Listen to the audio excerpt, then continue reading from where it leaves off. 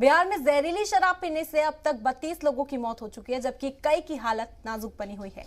वजीर आला नीतीश कुमार ने इस मामले में आला सतही जायजा मीटिंग की और कसूरवारों पर सख्त कार्रवाई के अहकाम दिए हैं। वहीं ऑपोजिशन हुकूमत को लगातार निशाने पर लिए हुए है।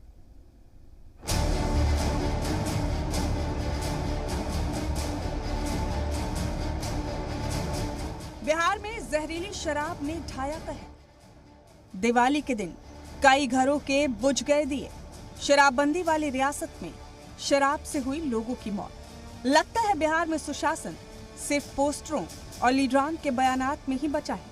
हम ऐसा इसलिए कह रहे हैं क्योंकि बिहार के गोपालगंज और मगरबी चंपारण के जिलों में पिछले 2 दिनों में जहरीली शराब पीने से मरने वालों की तादाद मुसलसल बढ़ रही है। यहाँ जहरीली शराब पीने से 2 दर्जन से ज्यादा लोगों की मौत हो चुकी है। सबसे बड़ी बात तो ये है कि बिहार में कई सालों से शराबबंदी नाफिज है। शराबबंदी के जरिए इख्तिदार में पहुंचने वाले नीतीश कुमार की सरकार पर मुसलसल गैर कानूनी तरीके से शराब की फरोख्त को नहीं रोकने का इल्जाम लगता रहा है, जिससे सुशासन सरकार इनकार करती रही है। लेकिन अब हकीकत सामने है। वजीर आला भरोसा दिला रहे हैं कि कसूरवारों के खिलाफ सख्त कार्रवाई होगी। जहरीले शराब के बारे में कह देते हैं कि देख लीजिए कि क्या स्थिति। हम लोग बार बार कह देते हैं कि अगर गलत चीज को ग्रहण करिएगा तो ये नौबत आएगी। इसके बारे में तो पूरा प्रचार, तो एक और ज्यादा कैंपेन फिर से इसको प्रारंभ करना बहुत जरूरी है। लोगों को एक एक जगह बताना कि बहुत गंदी चीज है, शराबबंदी लागू है, अगर इस तरह से कुछ करिएगा तो आपको अब किस तरह से शराब लोग बना करके और कैसा गंदे तरीके से काम कर रहा है, ये लोग चले जा रहे हैं। तो इस पर और जो कार्रवाई है कानून के मुताबिक, वो तो कार्रवाई ऐसे लोगों पर होती है और होगी। सीएम नीतीश कुमार ने शराबबंदी को लेकर आला सतही बैठक की। इसमें सीएम ने कई अहम अहकाम दिए हैं। उन्होंने कहा कि ड्रग्स प्रोहिबिशन और पुलिस महकमे के अफसरान हर 2 दिन में बैठक करें, शराबबंदी को सख्ती से नाफिज किया जाए और जो रखना डाल रहा है उसे बख्शा नहीं जाए। साथ ही छठ त्योहार के बाद सरकार शराबबंदी को लेकर जायजा बैठक करेगी और शराबबंदी को असरदार तरीके से नाफिज करने के लिए बड़ी मुहिम चलाई जाएगी।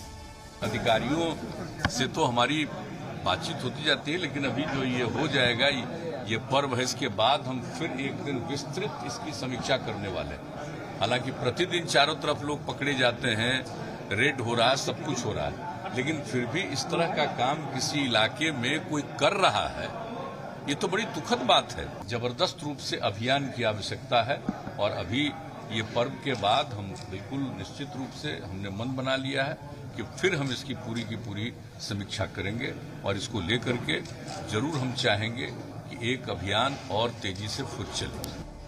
वहीं हिज़्ब इख्तिलाफ ने इस मामले में सरकार को घेरा है। तेजस्वी यादव ने ट्वीट करके लिखा कि जब गड़बड़ चीज पीजिएगा तो आप चले जाइएगा।